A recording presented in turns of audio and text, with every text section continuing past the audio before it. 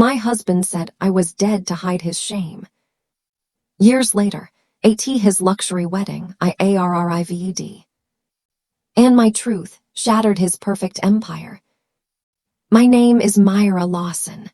I'm 32 years old, and I've spent most of my life behind counters that smelled like burnt coffee and old vinyl booths patched with duct tape. People looked at me and saw a waitress, nothing more. They didn't see the woman who carried other people's dreams while quietly burying her own. It started the night my husband told me not to come to his law school graduation. Why? I asked, trying to keep my voice from trembling. Daniel didn't look up from his phone. His tone was sharp, cold, practiced. Because I don't want people to know you're just a waitress. He said it like it was nothing, like it was logical, like I should understand. Then he added, almost casually, I'll say you're dead. Don't contact me again.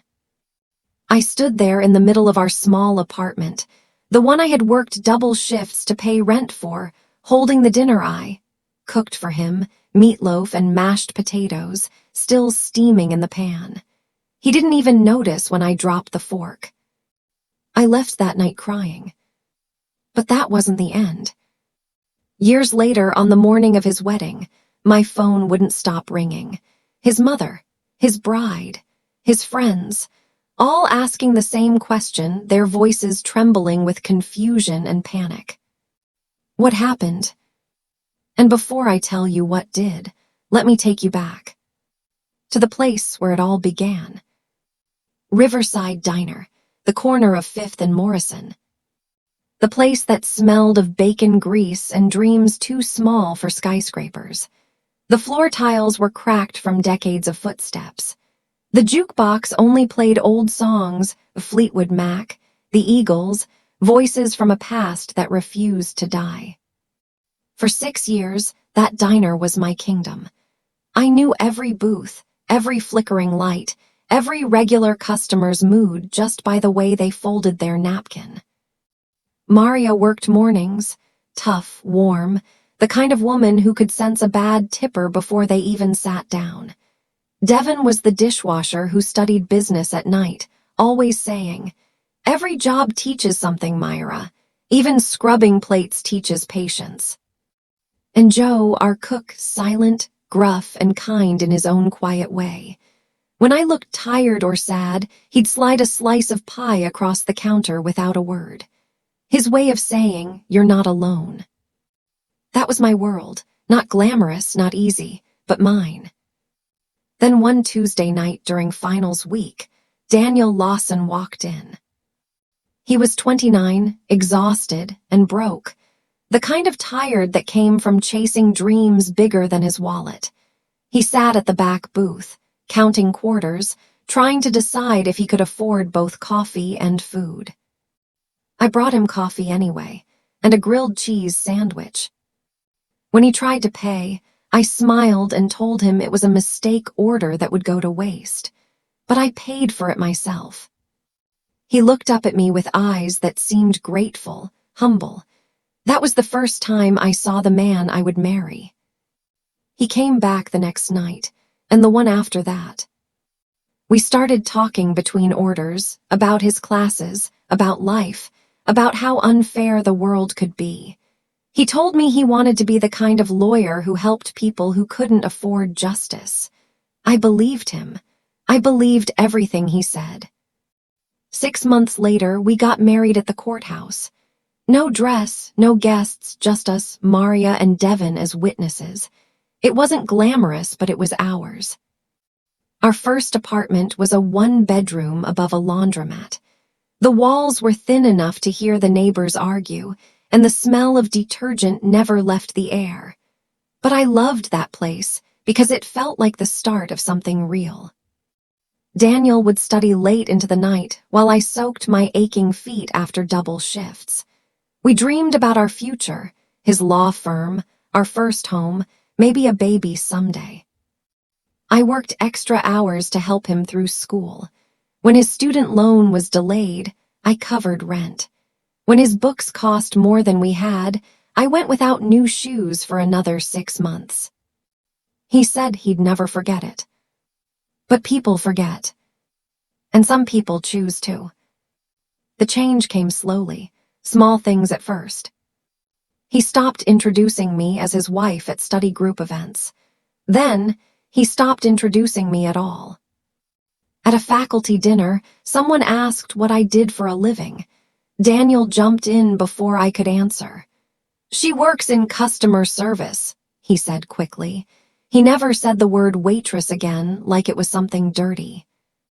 When I visited the law library one afternoon to drop off his forgotten lunch, I overheard him talking to his classmates.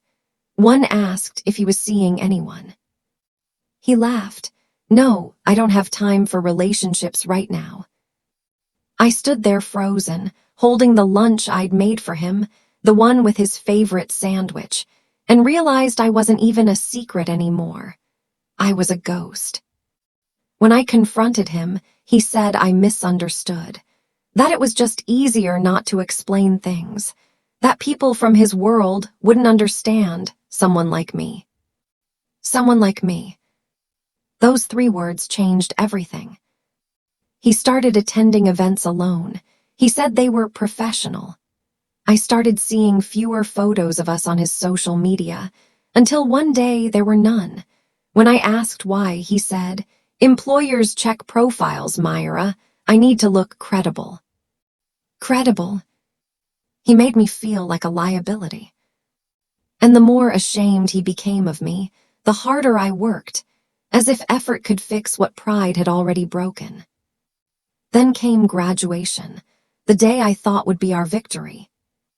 2 weeks before, I told my manager I needed the day off. I bought a navy blue dress, secondhand but freshly pressed, the nicest thing I owned.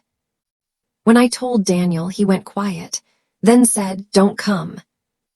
I laughed at first. I thought he was joking. But his eyes didn't move from the screen.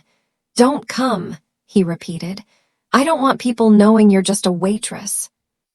I felt something inside me collapse, not a loud break, just a slow, quiet shattering.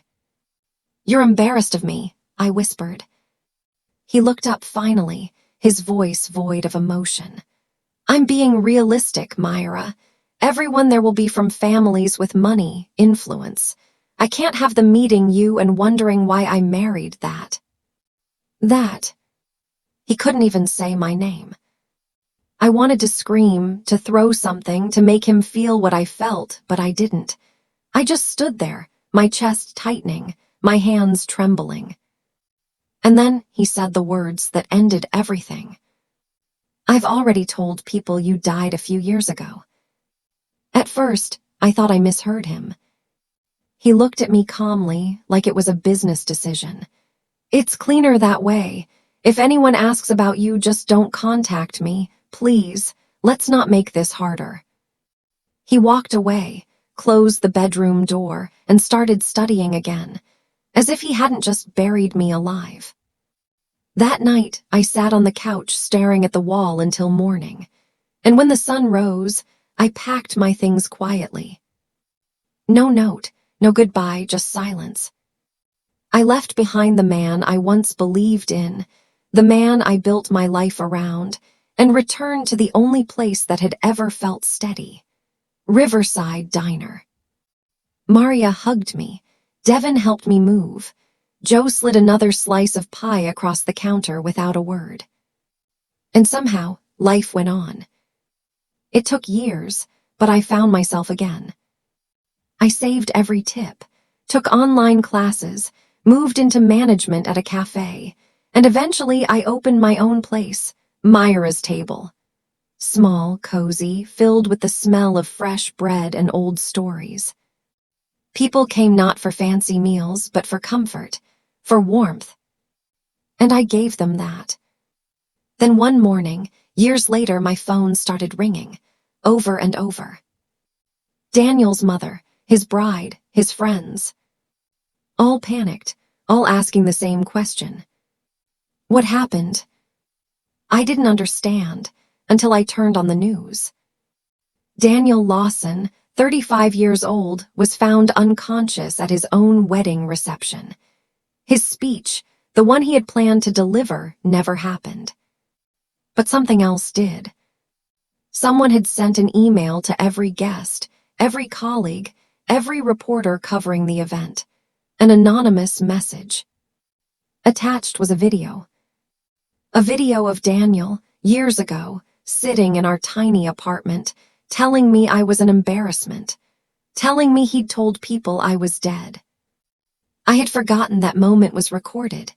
My old phone camera had been on the table, still rolling from earlier. I never planned to use it. I couldn't even watch it back. But someone did. The world saw it all, the arrogance, the cruelty, the man behind the polished smile. His career ended before it began. And me. I didn't celebrate. I didn't post anything. I didn't even pick up the phone when they called. I just looked around my little cafe, the people laughing, the smell of fresh cinnamon rolls in the air, and whispered to myself. I was never just a waitress.